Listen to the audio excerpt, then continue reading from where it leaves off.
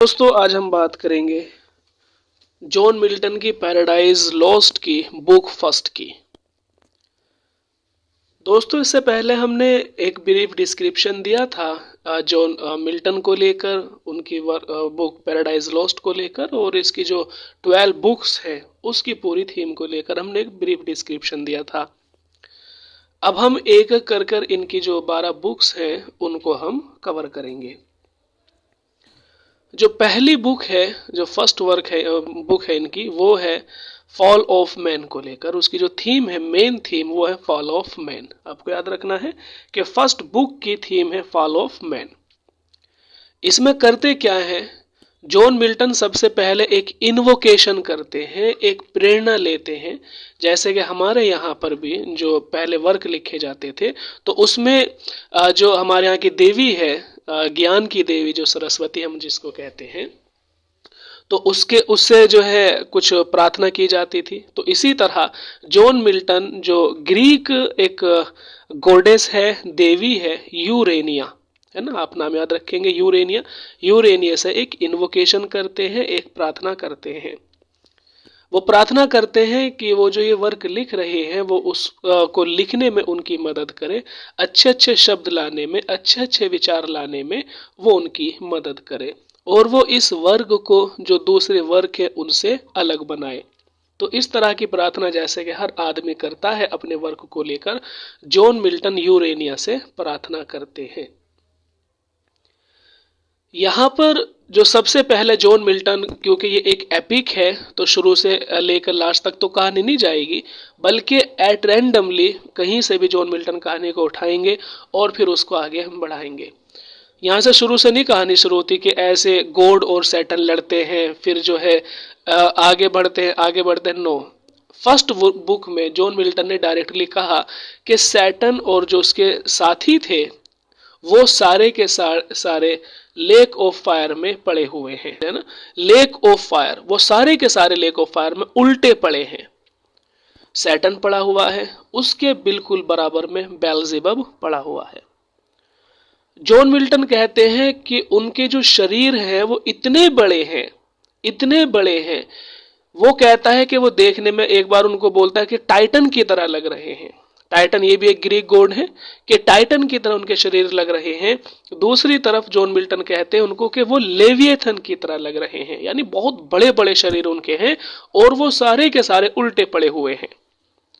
ठीक है, यहाँ पर आप बेल्जेबब की स्पेलिंग भी देख लेना, ये भी आ जाती है कि बेल्जेबब की स्पेलिंग, जो नाम की स्पेलिंग देख लेना, ये स्पेलिंग है। तो सैटन और जो बेल्जेबब है वो उसके बिल्कुल बराबर में पड़ा हुआ है। सैटन बेल्जेबब को देखकर कहता है कि तुम कितने चेंज हो गए हो, क्योंकि जब ये लोग स्वर्ग में थे, हेवन में थे, जन्नत में थे, तो ये बहुत ही खूबसूरत थे। खुद सैटन की अगर हम बात करें, जब सैटन स्वर्ग में था तो इसका नाम था लूसीफर, बहुत ही खूबसूरत था, वहां का किंग हुआ करता था, बहुत सारे लोग इसके नीचे काम किया करते थे। अपनी एक अलग इमेज थी सैटन की जब ये लूसीफर था। यहाँ पर आप ये चीज भी क्लियर कर लें, जो कि पैराडाइज लॉस्ट को पढ़ने से पहले क्लियर नहीं होती है कई बार, लूसीफर और सैटन। मुझे भी क्लियर नहीं थी, मैं भी सोचता था कि सैटन अलग चीज है और लूसीफर कोई अलग चीज है, लेकिन क्लियर कर लें कि जो सैटन है वही लूसीफर है।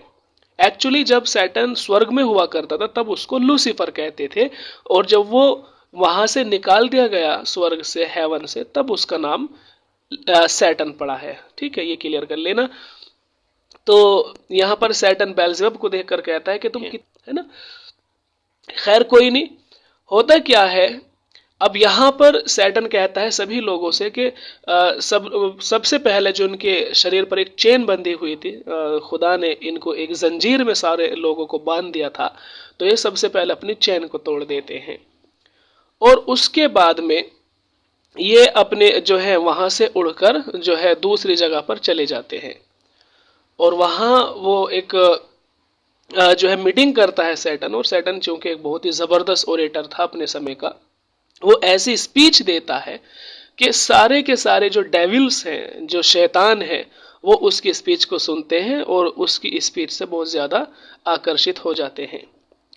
वो एक लाइन कहता है कि better to reign in hell than serve in heaven, जो कि 263 लाइन नंबर है। उसमें कहता है कि स्वर्ग में खुदा की गुलामी करने से बेटर ये होगा कि हम इस जहन्नम में अपनी हुकूमत करें, कि कोई बात नहीं, अगर खुदा ने हमें जहन्नम में डाल दिया है तो हम इसी में अपनी एक हुकूमत करेंगे, अपना एक एम्पायर बनाएंगे। क्योंकि सैटन के साथ बहुत सारे जो है डेविल्स हैं, तो वो सबसे कहता है कि हम अपनी एक हुकूमत यहाँ पर बना लेंगे। क्यों हम खुदा की जो है गुलामी करें, उसकी बात माने, उसको फॉलो करें। तो ये सारी चीज़ें हैं। अच्छा, कुछ और डेविल्स हैं जो कि काफ़ी जो है फेमस है और आपको उनका नाम जान लेना चाहिए। उसमें मोलोच है ना, चेमोस है, और एस्टोरेथ है, डैगन है, ओरिसिस है, और मैमन है, बेलियल है, और जो दूसरे ये नाम आप देख रहे हैं ये सारे के सारे डेविल्स हैं। लेकिन इनमें मैमन और आपका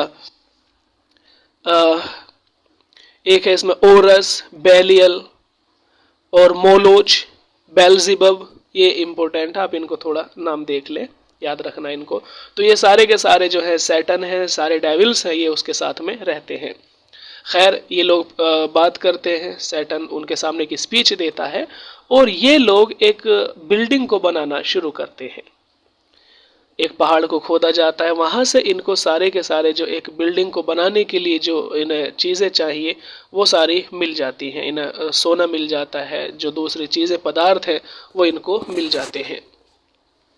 उसको बनाने के लिए जो मैमन है, जो डेविल मैमन है, वो उनका लीडर होता है। क्योंकि मैमन बहुत ही समझदार है, तो वो पूरी की पूरी जो एक वो अपनी एम्पायर बनाने वाले हैं, एक पैलेस बनाने वाले हैं, वो उस पैलेस के लिए एक निगरान होता है, वो निगरानी रखता है सारी चीज़ों की।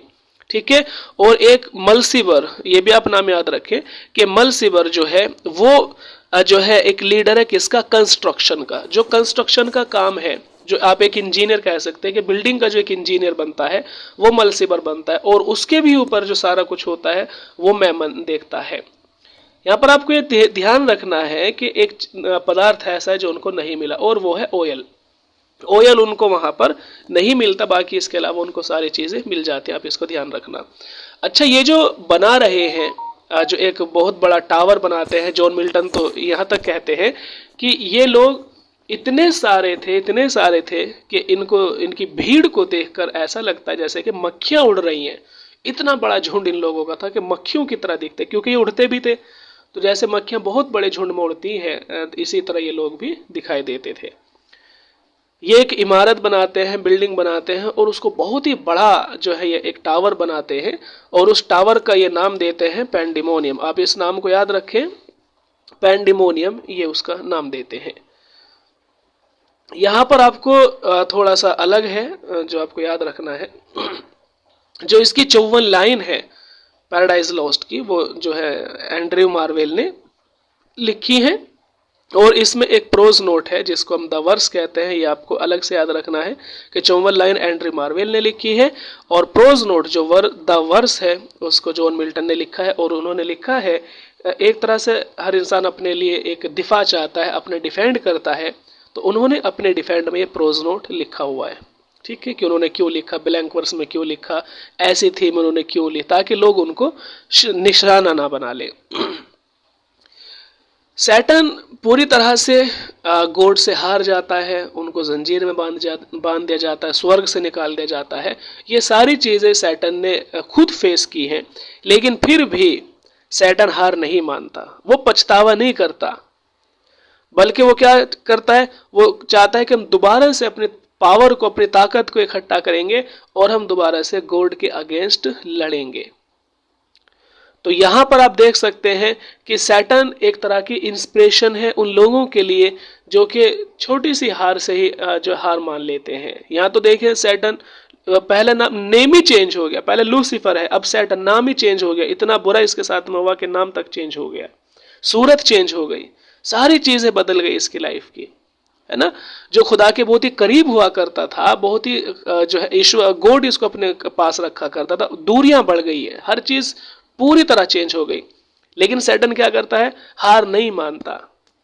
वो कहता है हम जहां भी हैं, कोई बात नहीं, अगर हम स्वर्ग में नहीं है, अगर हम हेल में भी हैं, तो वहां भी हमारी ही हुकूमत होनी चाहिए। ठीक है। तो यहाँ आप तो ये फर्स्ट बुक में है, तो इसकी फॉल ऑफ मैन के बारे में जो है लेकर है, इन्वोकेशन है, एक जो है प्रार्थना है, वो फर्स्ट बुक में ही प्रार्थना करते हैं। और फिर वो बताते हैं कि किस तरह से सारे के सारे लोग जमीन पर पड़े हुए हैं, है ना।